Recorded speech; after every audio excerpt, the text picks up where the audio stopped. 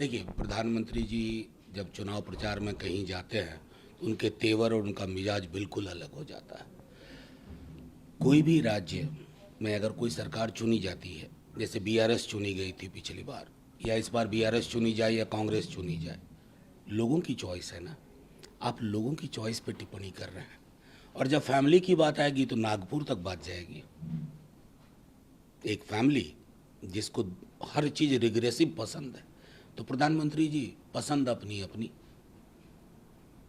स्मृति ईरानी कहती है कि ये बहुत अनफॉर्चुनेट है कि ममता बनर्जी ने अपने विधायकों की सैलरी बढ़ा दी, लेकिन जो हार्ड वर्कर हैं, चाय बागान में काम करते हैं, उनके लिए कुछ नहीं। मैं सेम क्वेश्चन अभिषेक बनर्जी से पूछा है। मैं स्मृति जी से कहना चाहूँगा कि देश में चुनाव इतना महंगा, उस पर कभी सोचा?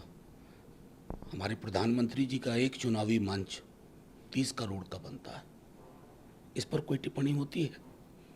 भाजपा के आने के बाद चुनाव आम आवाम के हाथ से निकल गया। पार्टियां लड़ नहीं सकती, इतने संसाधन हैं, उस पर भी होना चाहिए ना। सीधी सी बात है कि इसको बाइनरी में मत देखिए। अगर एक डिमांड है कि चाय बागान में काम करने वालों को बेहतर ज़िंदगी मिले, बेहतर तनख्वाह मिले, उसकी बात होनी चाहिए। उसमें केंद्र भी एक फंड लोकेशन में सहानुभूतिपूर्वक विचार करे। आप मनरेगा के फंड को रिलीज़ नहीं कर रहे हैं, इसलिए लोग वहाँ दिल्ली पहुँच करके आप प्रोटेस्ट कर रहे हैं। तो ये सारी चीज़ें देखिए। और हाँ, आखिर में मणिपुर पे आपकी चुप्पी थोड़ा परेशान तो करती है। असम के मुख्यमंत्री कहते हैं कि 10 साल तक दुनिया के वोट हमको नहीं चाहिए। अब देखिए इस देश की हालत, प्रधानमंत्री जी विदेश जाते हैं तो कहते हैं वसुधैव कुटुंबकम, और यहाँ कुटुंबों के बीच में ये आग लगाना नहीं हुआ। संविधान का मर्म क्या है? बाबा साहब ने क्या कहा था? One man one vote one value.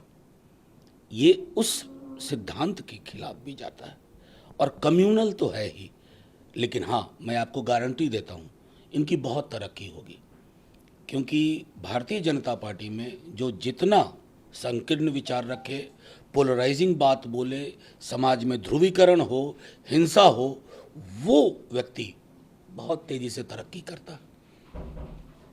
Supriya Sule कहती हैं कि मुझे इलेक्शन कमीशन में पूरा विश्वास है, पर मैं अनइजीली फील करती हूँ जब प्रफुल्ल पटेल डेट चुनाव देना शुरू कर दे रहा है। देखिए, मैं सीधे तौर पे कहता हूँ, चुनाव आयोग के लिए भी परीक्षा की घड़ी है, लेकिन मैं महाराष्ट्र से वाकिफ़ हूँ। शिवसेना के विधायक सांसद ले गए बीजेपी वाले।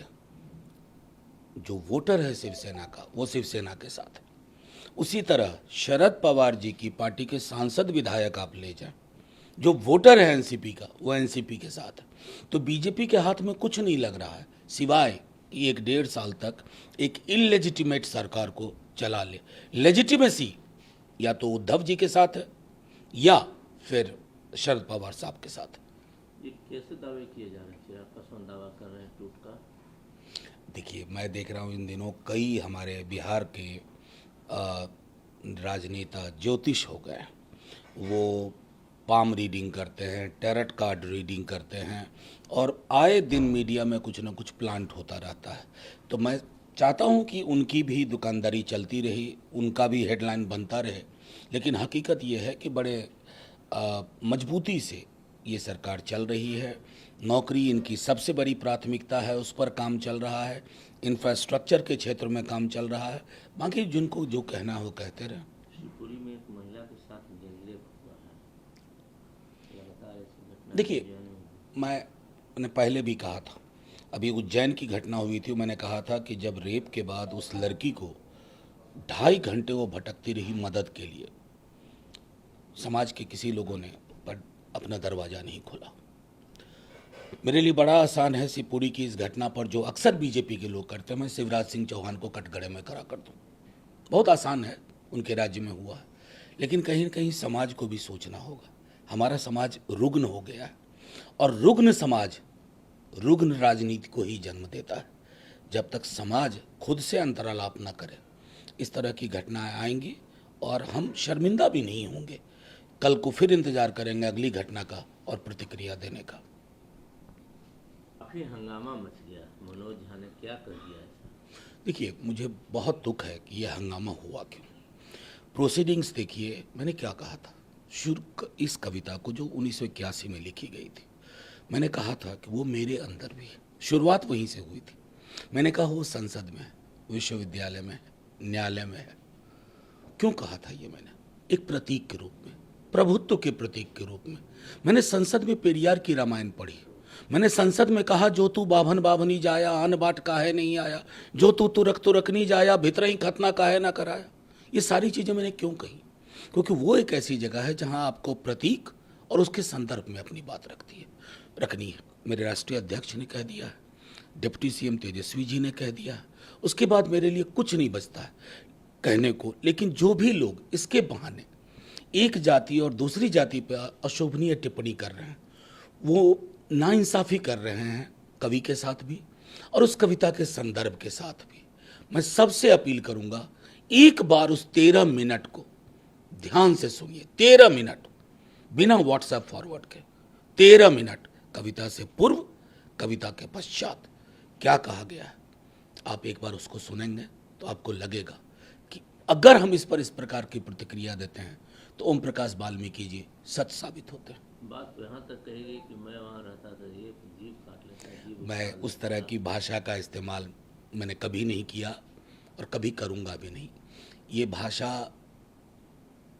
क्या बताती है? ये भाषा की कट लूँगा, गर्दन काट दूंगा। मुझे तो लगा एक भूतपूर्व विधायक ही अपना है, उन्होंने कहा कि गर्दन काट दूंगा, हाथ में दे दूंगा। अरे गर्दन काट दोगे तो हाथ में हम कैसे पकड़ेंगे, वगैरह वगैरह। मैं सिर्फ चाहता हूँ इस पे कटाक्षेप हो।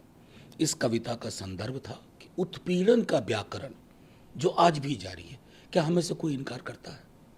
मूछ रख लेने से और घोड़ी पे बैठने से अगर दलित को पुलिस प्रोटेक्शन लेना पड़े, ये कौन सा समाज है? मैं उस संदर्भ में कह रहा हूं कि ये कविता 13 मिनट कोई सुने, उसके पूर्व उसके पश्चात।